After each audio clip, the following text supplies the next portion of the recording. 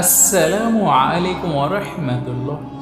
আজকের এই ভিডিওতে আমরা মানুষত্বের তারিখে অতিবাহিত হয়ে যাওয়া কিছু এমন মানুষের সম্বন্ধে জানব যাদের মধ্যে কিছুটা নিজের বুদ্ধির অহংকার, তো তার মধ্যে কিছু ধন দৌলতের অহংকার, আর কিছু তো এদের মধ্যে নিজের সৈন্যবাহিনীর অহংকার এমন অহংকারী হয়ে গিয়েছিল যে এরা এদের নিজের সৃষ্টিকর্তাকে মানে আল্লাহ তাআলাকে চ্যালেঞ্জ জানিয়েছিল। কিন্তু এরপর এই স্বল্প কিছুতে অহংকারী হয়ে যাওয়া এই বোকা মানুষেরা কত দ্রুত জাহান্নামের আগুনে গিয়ে পুড়তে পুড়তে পৃথিবীবাসীর জন্য অহংকারের নিশানা হয়ে গিয়েছিল সেটা তারা নিজেও বুঝতে পারেনি। নাম্বার 1, ট্যানক্রেডো ন্যাপস। এই মানুষটি ব্রাজিলের ইলেক্টেড প্রাইম মিনিস্টার ছিল যে আল্লাহ তাআলা এবং তার অস্তিত্বের উপর মোটেই বিশ্বাস করত না।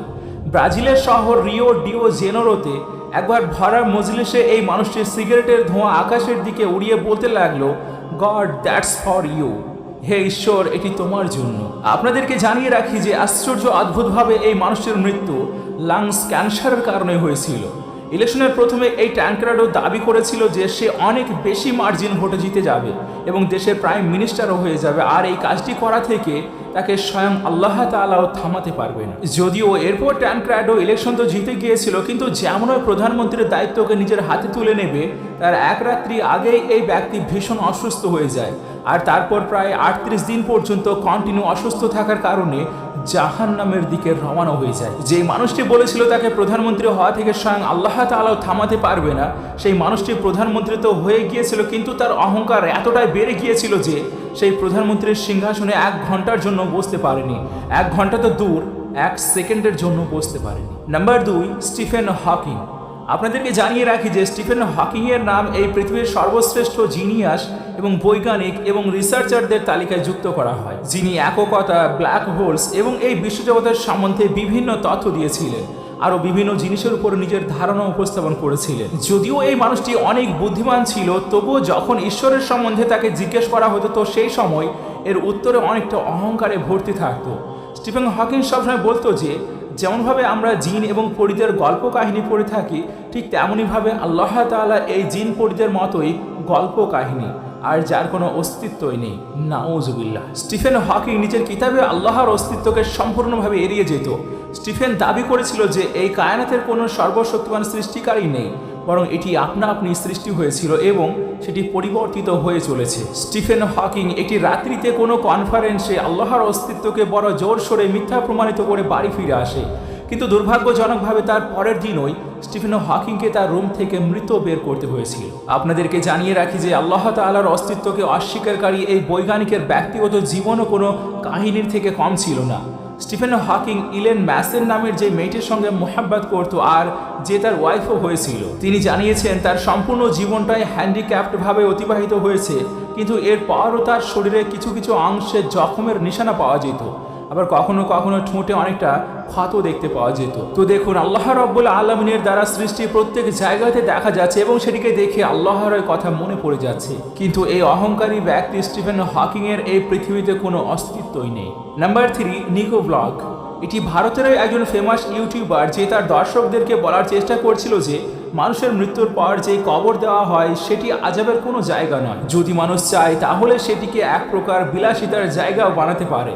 আর নিকো ব্লগ এই কথাকে প্রমাণ করার জন্য একটি কবরও তৈরি করে, আর যেই কবরের ভিতরে একজন মানুষের সারভাইভ করার জন্য সব কিছুকে রেখে দেয়, যার মধ্যে এসি, মিউজিক সিস্টেম, পাখা, আরও না জানি কত কিছু উপস্থিত ছিল। তো এই সব কিছু কমপ্লিট হয়ে যাওয়ার পর এই ছেলেটি কবরের ভিতরে 24 ঘন্টা কাটাতে চাইছিল, আর সেই জন্য নিজের বন্ধুকে দিয়ে বাইরে থেকে খাবার অর্ডার করে কবরের ভিতরে একটি পাইপের মধ্য দিয়ে নিয়ে নেয়। কিন্তু যখন সব কিছু ঠিকঠাক হয়ে যায় তার কিছু সময় পরই এই এলাকাটিতে হঠাৎ করে ভীষণ বৃষ্টিপাত এবং ঝড় চলে আসে, আর নিকো ব্লগ এবং তার বন্ধুরা কবরকে যে বিলাসিতার জায়গা মনে করছিল, তো তারাই এখন নিজে একটি আযাবের মধ্যে জড়িয়ে গিয়েছিল, কেননা এই বৃষ্টির পানি কবরের ভিতরে প্রবেশ করতে এরা যে কবরকে বিলাসিতার জায়গা বলছিল সেটি তাদের জন্য আযাবের স্থান হয়ে যায়। তো যাই হোক, যেমন তেমন করে নিকোর বন্ধুরা তাকে কবরের ভিতর থেকে বের করে নিয়ে আসে আর তাকে অসুস্থতার জন্য হসপিটালে ভর্তি করা হয়।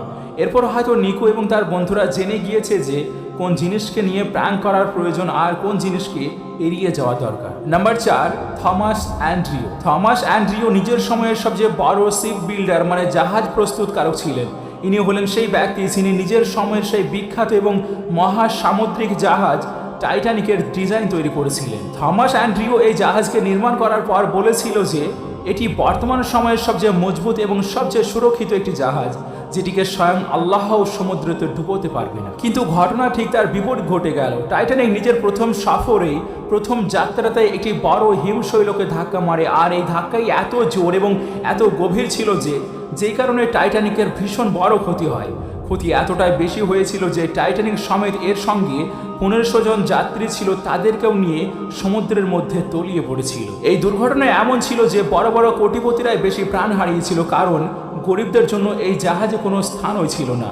আর সেই সঙ্গে থমাস অ্যান্ড্রিউ দাবি করেছিল যে এটি খোদা তাআলাও ডুবাতে পারবে না। সেই থমাস অ্যান্ড্রিউ এই জাহাজের সঙ্গে সমুদ্রতে বিলীন হয়ে যায়, এদূর পর্যন্ত যে এই হতভাগার লাশকে পর্যন্ত মানুষ খুঁজে পায়নি। নাম্বার 5, নমরুদ।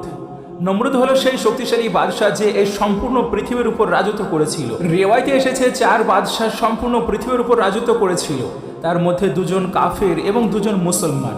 তো সেই 2 জন কাফেরের মধ্যে একজন হলো নমরুদ। নমরুদ একজন এমন বাদশাহ ছিল যে নিজেকে খোদা তাআলার দাবি করেছিল, সেই সঙ্গে নিজের প্রজাদেরকে নিজের ইবাদত করার জন্য বলতো। যখন হযরত ইব্রাহিম আলাইহিস সালাম নমরুদকে ঈমান নিয়ে আসার জন্য দাওয়াত দেয়, তখন অহংকারী ভরা মন নিয়ে এই নমরুদ বলেছিল, ইব্রাহিম, তুমি তোমার আল্লাহকে বলো আমার সঙ্গে মোকাবিলা করার জন্য তার কোনো বড় ফৌজ পাঠিয়ে দেয়, কোনো পয়গম্বরের প্রয়োজন নেই। আপনাদেরকে জানিয়ে রাখি যে এই নমরুদ হলো সেই বাদশাহ যে ইব্রাহিম আলাইহিস সালামকে জ্বলন্ত অগ্নিকুণ্ডে নিক্ষেপ করেছিল। কিন্তু ইব্রাহিম আলাইহিস সালামকে স্বয়ং আল্লাহ তাআলা নিজের বিশেষ অনুগ্রহে সুরক্ষিত করে নিয়েছিলেন। তো যাই হোক, নমরুদের এমন অহংকার ভরা কথার কারণে আল্লাহ রাব্বুল আলামিন নিজের ফৌজ হিসাবে একটি ছোট্ট মশার বাহিনীকে পাঠিয়ে দেয়। আর যে মশারা শুধুমাত্র এই সৈন্যবাহিনীর রক্তকে শুষে নেয়নি, বরং তাদের হাড় থেকে মাংসকে পর্যন্ত তুলে নিয়েছিল। আর এই মশার মধ্যে একটি ছোট্ট মশা নমরুদের নাকের ভিতর দিয়ে তার মস্তিষ্কের ভিতরে প্রবেশ করে যায়। আর যে মশাটি নমরুদকে একটা লম্বা সময় পর্যন্ত কষ্টতে রেখেছিল। কষ্ট এমন ছিল যে এই বাদশাহ নিজের মাথাকে দেওয়ালে মারতে লাগতো, আর প্রজাদেরকে বলতো তার মাথার উপর যেন জুতোর বাড়ি মারতে। আর আল্লাহর কুদরত এমন, যেমনই তার মাথাতে জুতো মারা হতো তখন গিয়ে এর মাথায় শান্তি হতো। এই কায়নাতের রবকে চ্যালেঞ্জ জানানো এই নমরুদ সেই তার পাঠানো একটি ছোট্ট ফৌজের, একটি ছোট্ট সেনাবাহিনীর আঘাতে ঘায়েল হয়ে যায়। তারপর যেই মানুষেরা একটা সময় নমরুদের সামনে মাথা ঝোঁকাতো, সেই মানুষেরাই নমরুদের মাথাতে চপ্পলের বাড়ি মারতে লাগলো। আর কয়েক বছর পর্যন্ত এই কষ্ট প্রতিনিয়ত থাকার পর এমন অবস্থাতেই এই বাদশাহ নমরুদের মৃত্যু হয়ে যায়। নাম্বার 6, আব্রাহা। 570 খ্রিস্টাব্দে ইয়ামান দেশে একজন শক্তিশালী এবং অহংকারী বাদশাহ আব্রাহার শাসন ছিল। আব্রাহা মাসেহি মানে খ্রিস্ট ধর্মতে বিশ্বাসী ছিল। এমনকি ইয়ামানের শহর সানাতে একটি খুব সুন্দর ইবাদতখানাও তৈরি করিয়েছিল। কিন্তু আব্রাহার দ্বারা বানানো এই ইমারত সেই সম্মান পায়নি যেটি আরবের শহর মক্কাতে অবস্থিত কাবা পেয়েছিল। তো এমনই অহংকারে ডুবে থাকা এই বাদশাহ নিজের একটি হাতির সৈন্যবাহিনী নিয়ে মক্কার উপরে আক্রমণ করতে আসে। আব্রাহার এই লস্করের ঘোড়ার সঙ্গে সঙ্গে হাতিও যুক্ত ছিল, আর যা আরববাসীর জন্য এটি অজানা এবং ভয়ানক জিনিস ছিল। আপনাদেরকে জানিয়ে রাখি যে সেই সময়কার আরব বিভিন্ন কাবিলাতে বিভক্ত হয়েছিল, আর এই বিভক্তদের মধ্যে কোনো কাবিলায় এমন ছিল না যে আব্রাহার মোকাবিলা করতে পারত। তো সেই জন্য আল্লাহ রাব্বুল আলামিন নিজেই নিজের ঘরকে হেফাজত করার জন্য আসমান থেকে আবাবিলের একটি ফৌজ পাঠিয়ে দেন। এই কায়নাতে রবের কাছ থেকে পাঠানো এই পাখিদের ফৌজ আকাশ থেকে ছোট ছোট পাথর নিক্ষেপ করতে লাগলো এই আব্রাহার ফৌজের উপরে, আর যেই কারণে আব্রাহার ফৌজ সেই জমিনের মধ্যে ধূলিসাৎ হয়ে থেকে গেল। আর এই সম্পূর্ণ কাহিনীকে আল্লাহ রাব্বুল আলামিন কুরআনুল কারীমের সূরা ফিলের মধ্যেও বর্ণনা করে রেখেছেন। নাম্বার 7, ফিরাউন। আপনাদেরকে জানিয়ে রাখি যে ফিরাউন কোনো একটি নির্দিষ্ট বাদশার নাম ছিল না, বরং এটি ছিল তাদের উপাধি। মানে মিশরের সিংহাসনে যেই শাসক হতো তাকেই ফিরাউন বলা হতো। এমনিতে তো মিশরের তারিখ অহংকারী এবং জালিম ফিরাউনে ভর্তি হয়ে আছে, কিন্তু এখানে মুসা আলাইহিস সালামের সময়কার ফিরাউন রামশেষ দ্বিতীয়ই মিশরের তারিখের সবচেয়ে জালিম ফিরাউন হিসেবে পরিচিত হয়ে আছে। এই ফিরাউনও নিজেকে আল্লাহ তাআলা বলে দাবি করেছিল এবং মিশরের জনগণকে তার সামনে মাথা ঝোঁকাতেও আদেশ করেছিল।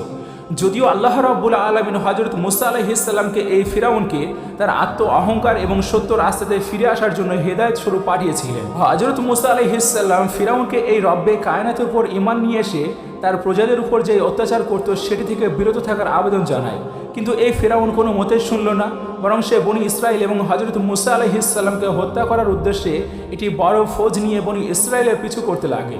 সেই জন্য আল্লাহ রাব্বুল আলামিন হযরত মুসা আলাইহিস সালামের খাতিরে বনি ইসরায়েলের জন্য সমুদ্রের মধ্যতে একটি রাস্তা তৈরি করে দেন। কিন্তু যখন এই ফেরাউন বনি ইসরায়েলের উপর আক্রমণ করতে করতে নিজের ফৌজ নিয়ে এই সমুদ্রের মধ্যবর্তী রাস্তা দিয়ে যেতে লাগলো, তখন আল্লাহ রাব্বুল আলামিন ফেরাউন এবং তার ফৌজকে এই সমুদ্রের পানিতেই ডুবিয়ে মেরে ফেলেছিলেন। যদিও ফেরাউন সেই 1000 বছর আগে জাহান্নামের ইন্ধনে পরিণত হয়েছে, কিন্তু আল্লাহ রাব্বুল আলামিনের কুদরতি এমন যে আজও তার লাশ যারা ঈশ্বরে বিশ্বাসী এবং যারা অবিশ্বাসী সবার জন্য একটি শিক্ষণীয় ঘটনা হিসাবে উপস্থিত হয়ে রয়েছে। আমরা আশা রাখছি এই ভিডিও থেকে আপনি অনেকটাই শিক্ষা গ্রহণ করতে পেরেছেন। আর যদি এমনটাই হয়ে থাকে তাহলে ভিডিওটিকে লাইক করে আপনার ফ্যামিলি এবং প্রিয়জনের মাঝে অবশ্যই শেয়ার করবেন। আপনাদের সঙ্গে আমি নাহিদ, আমাদের সঙ্গে জুড়ে থাকার জন্য শুকরিয়া।